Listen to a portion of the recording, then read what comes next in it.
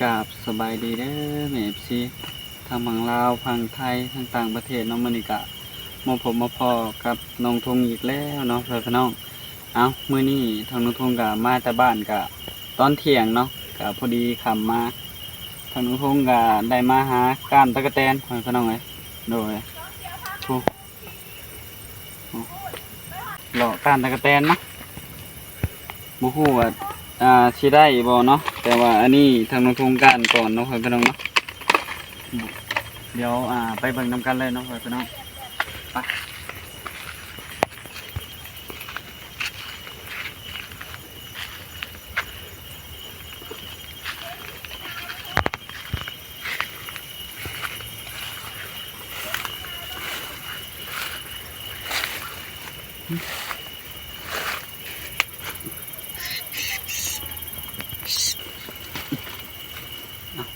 ได้ตะกะแตนอีกแล้วเนาะ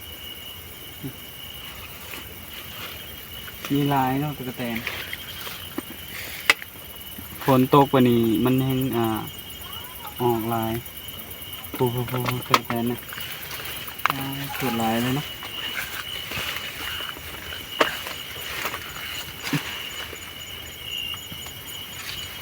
ตะกะแตนเนาะม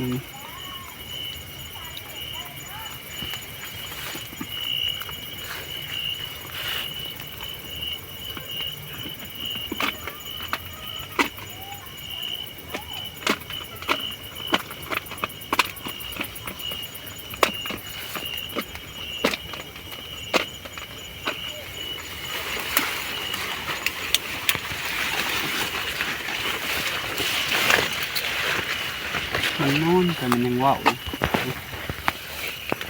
ตะกะแตนกันตะกะแตนกับตัวน้อยเนาะตัวนี้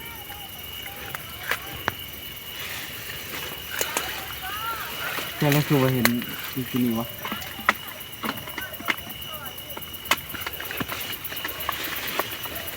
ก็เห็นตัวใหญ่นึงที่นี่ไปสักวะเด้นี่ตัวน้อยเด้เห็นไหมตัวใหญ่เนาะ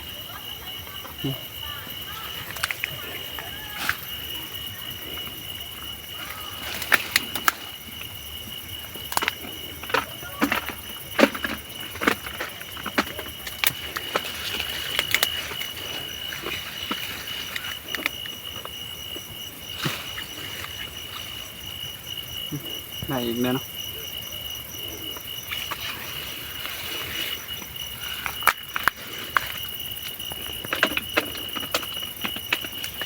มือนี้น้องสาวบ่ได้มานำเนาะก็เลยมากับน้องลินเพิ่น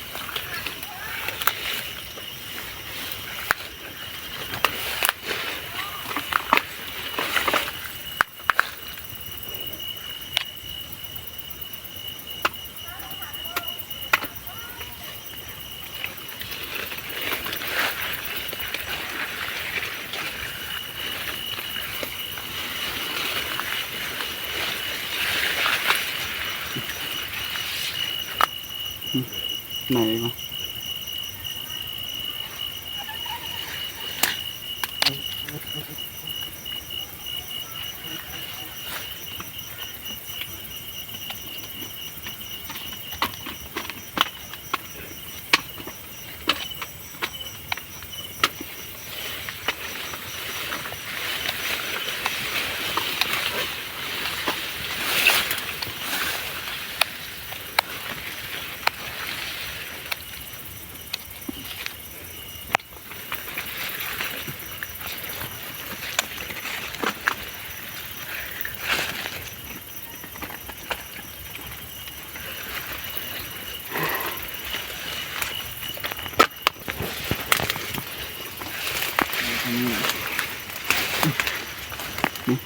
แล้วเนาะตะกะแตนลายให้มึงฝนตกเนาะมื้อนี้เนาะฝนตกตะกะแตนออกอยู่ตามลงตามหญ้าไม้เนาะ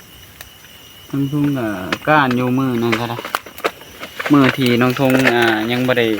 เมื่อบ้านเนาะก้านก็ได้หลายเติบแต่ก็บ่ได้ถ่ายคลิป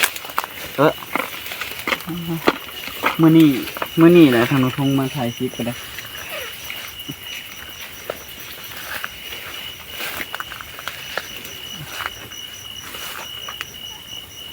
ตะกะแตนตัวใหญ่แน่เนาะอันนี้ตัวน้อยครับน้อยพอปล่อยไปตัวนี้แนวน้อยตัวนี้บ่มันจะเป็นยัง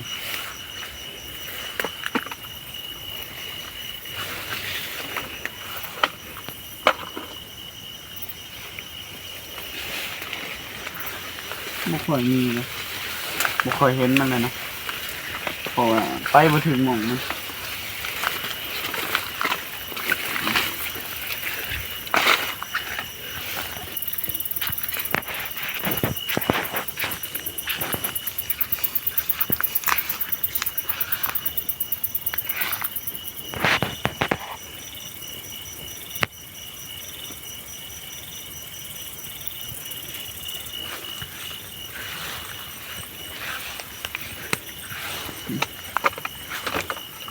พวกโคมมันมาจะคุมนะ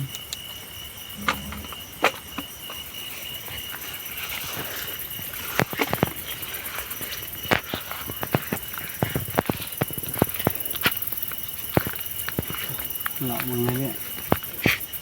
นี่มันนะ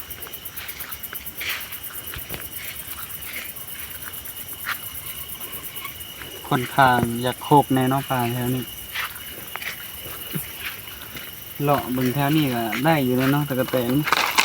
อาจจะบ่ค่อยร้ายปานใดแต่ก็ได้อยู่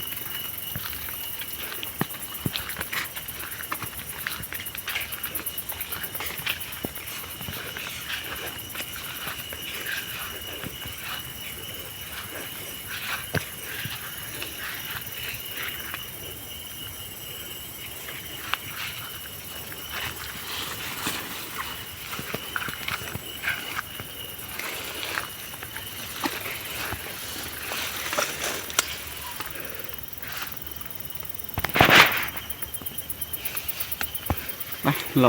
าะมือเปิดเดี๋ยวนะสิพากันเลาะมือแล้วบัดนี้เพราะว่ามื้อนี้มัน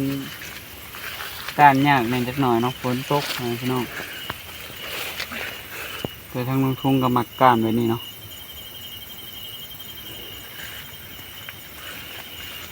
มันค่อนข้างจะตกในมันเดี๋ยวมื้ออื่นสิลองเลาะก้านใหม่เนาะ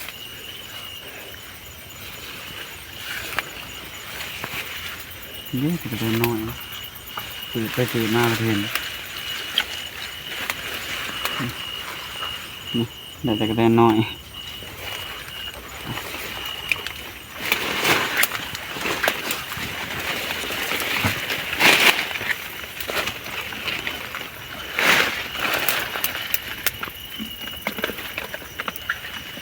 เด้นี่จะกระเด็นใหญ่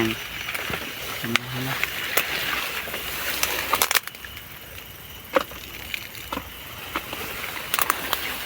เยอะน้ำนี่เนาะตะกะแตนใหญ่ไปทางนี้ไป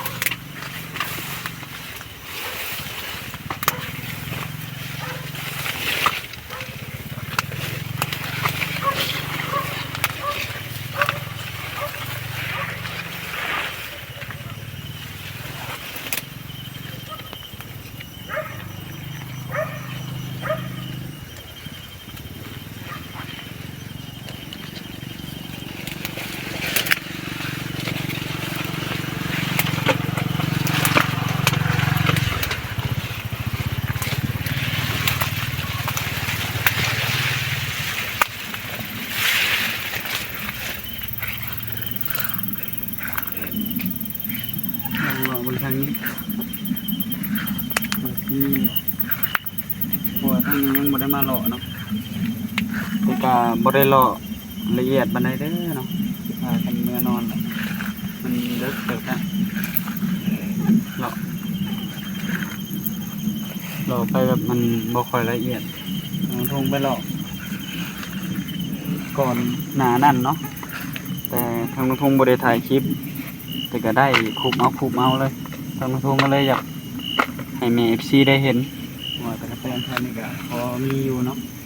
ก็เลยเปิดคลิปมาแต่ก็บ่เห็นเนาะแต่ว่าทางทงก็บ่ได้การละเอียดปานใด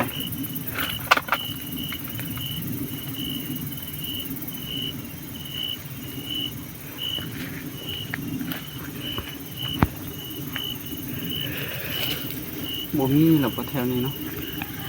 บ่เห็นเลยแต่กระเลาะบ่ได้ทั่วเนาะมันมีป่าน้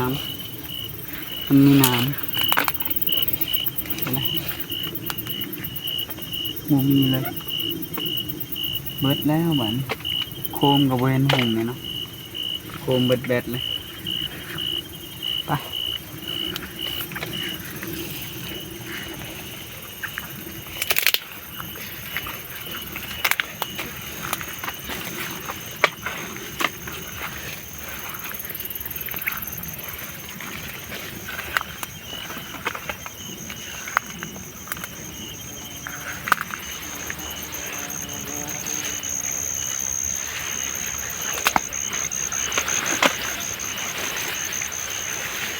นี่มีตัวน้อยตัวบ่ใหญ่ปานใด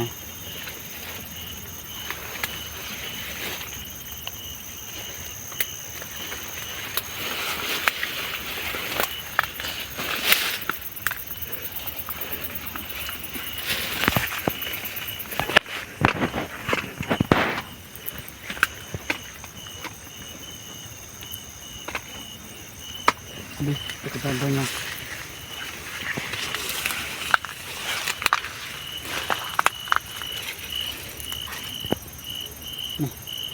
ยังมีหลายอยู่เด้อตะกะแตนนี่แต่ว่าทางทงก็สิพอก่อนเนาะมื้อนี้สิมากั้นใหม่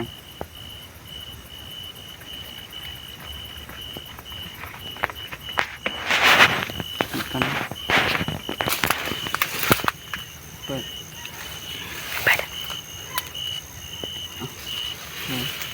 แล้วเลาะไปต่อเนาะหาหนึ่งแถวนี้ก่อนเพราะว่ายังบ่ได้เข้ามาแถวนี้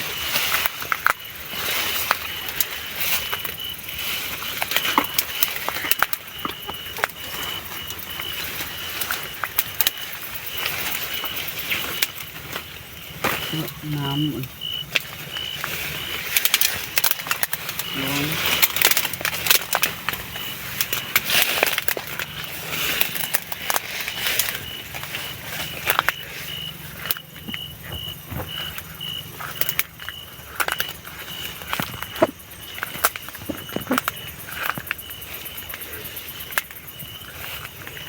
เมื่อนี้ฝนเนาะเดือนเจ็ดมันงอนเนี่ยเพราะว่าบริถือเกือบโบกมาเลยถือแต่เกิดมันติดแตะมาให้หล่อบนแถวนี้จักหน่อยจะสิพาจังเนื้อแล้ว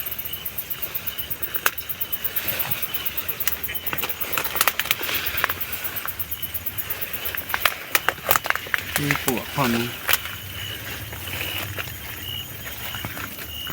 จริงๆอ่ะโดยเนาะจริงๆทางทุ่งๆแบบไปหากันใกล้ๆเนี่ยนะแต่ว่าไม่มีแม่น้องเล่นฉันจากโน่นนะน้อง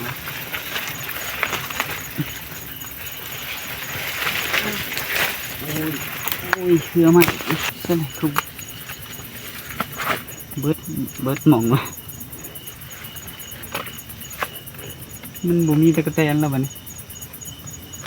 บูแห้งคนเนาะตะกะแตนก็หาไปเบิดจริงๆก็อยากเลาะหากันใกล้ๆหน่อยทุกหน่อย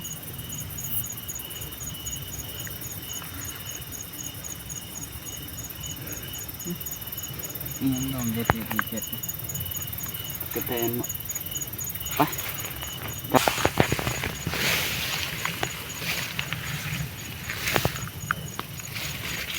ครับเดี๋ยวติดพาน้องลินขึ้นเมื่อก่อนอย่าน้องลินขึ้นแบบนอนเอาน้องลินขึ้นมาเป็นหมูเนาะมาเปิดคลิปเนี่ย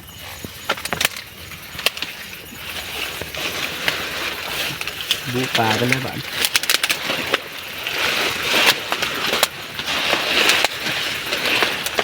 บุญทางไปแล้วปลาไปแล้วถ้าเลาะคักๆมันจะมีอยู่ด้วย